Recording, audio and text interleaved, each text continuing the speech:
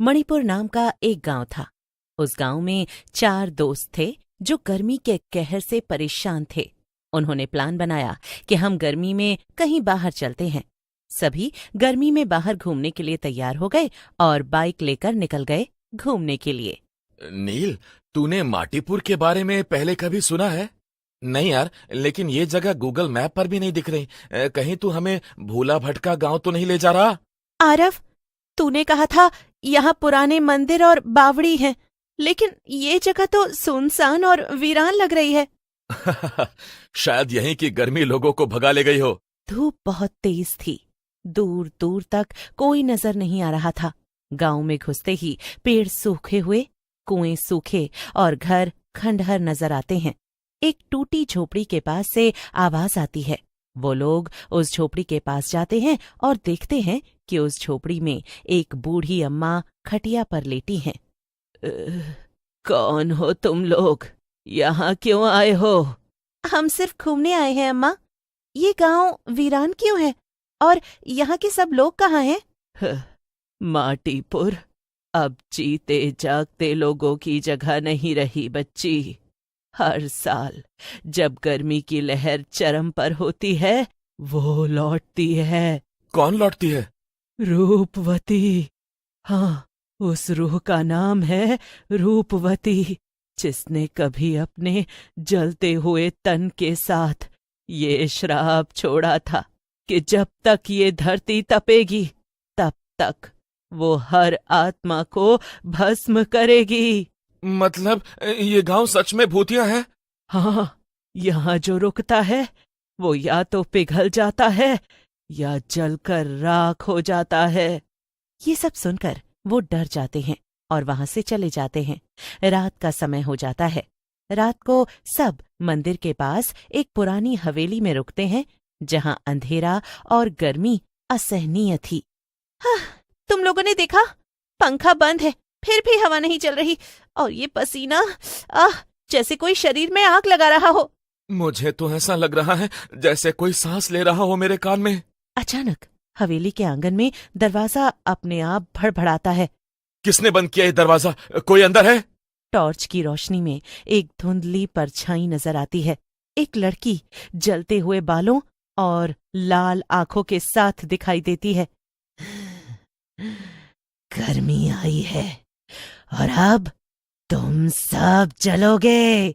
अगली सुबह सब डर के मारे अम्मा के पास भागते हैं। अम्मा, वो आ गई है। आपने जो कहा था वो सच है, वो रूपवती आ गई है। अम्मा, हमें उस रूपवती के बारे में बताओ। उसके साथ क्या हुआ था और वो ऐसे गर्मियों के समय ही क्यों आती है? रूपवती कभी इस गांव की सबसे सुंदर और नेक लड़की थी, लेकिन एक साल भयंकर गर्मी में उसकी शादी से पहले ही वो पानी के लिए दर दर भटकी। कुएं सूख चुके थे। लोग मदद करने की जगह उसकी हंसी उड़ाते रहे। क्या हुआ फिर? आखिर एक दिन जलते सूरज के नीचे उसकी चीखें सबने सुनी। उसने खुद को आग लगा ली और श्राप दिया, जैसे मैं इस गर्मी में मरी वैसे ही ये गांव भी हर गर्मी में जलेगा। तभी से हर साल लू के साथ उसकी आत्मा लौटती है। तभी राजीव अचानक लापता हो जाता है। राजीव कहाँ गया? वो तो मेरे साथ ही था। मतलब वो जल गया।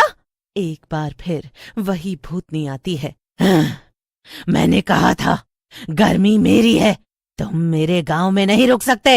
एक ही रास्ता है, पुराना कुआं जो अब बंद है। उसके नीचे एक देवी की मूर्ति है, उसे जल से स्पर्श कर दो, तभी ये श्राप टूटेगा। अम्मा की बात सुनकर उस कुएं की ओर दौड़ते हैं।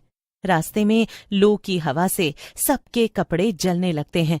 नील गिर जाता है। सिया कुएं के नीचे उतरती है।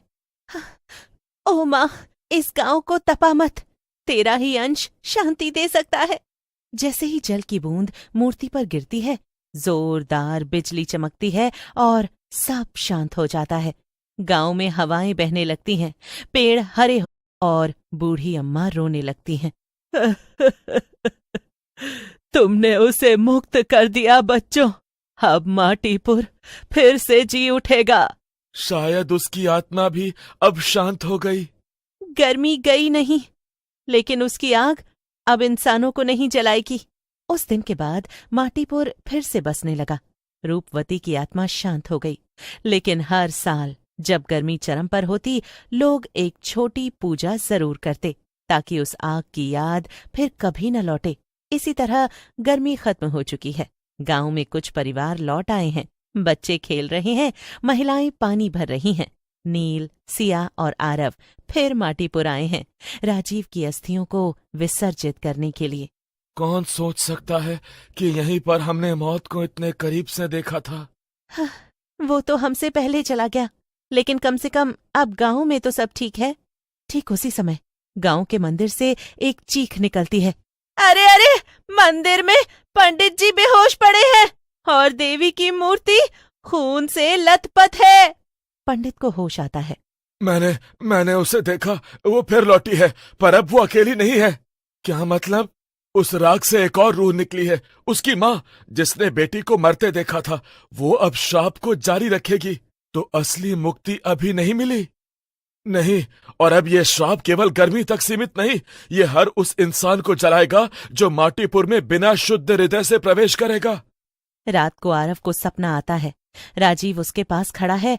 आरव चौंक कर उठता है। कहीं उसका शरीर पूरी तरह भस्म नहीं हुआ हो, या उसकी आत्मा भी अब एक श्राप बन गई हो। फिर सुबह गांव में खबर आती है कि कुएं से अजीब आवाजें आने लगी थीं।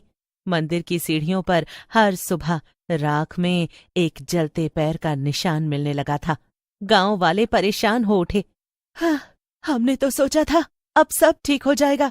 मैंने कहा था, आग को बुझाने से पहले उसकी राख भी बहा दो।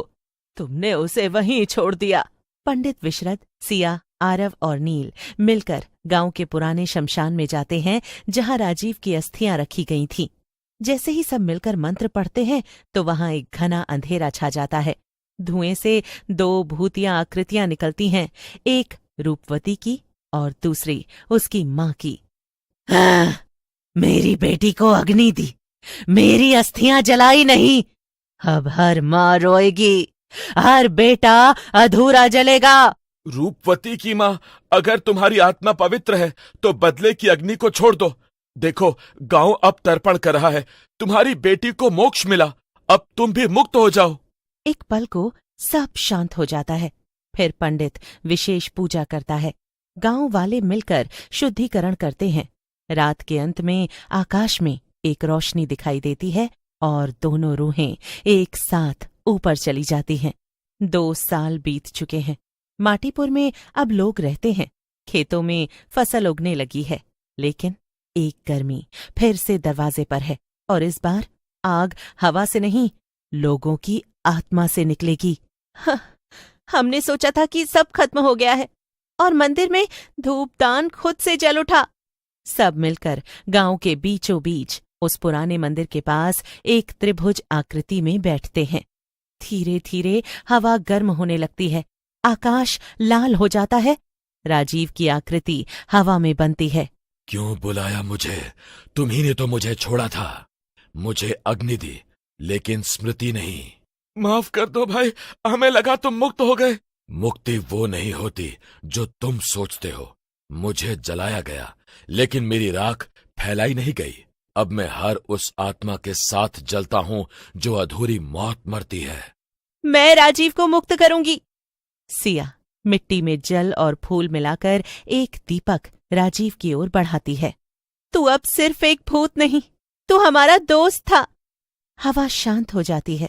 मंदिर की घंटियां अपने आप बज उठती हैं, और इसी तरह सब पहले जैसा सब ठीक हो जाता है।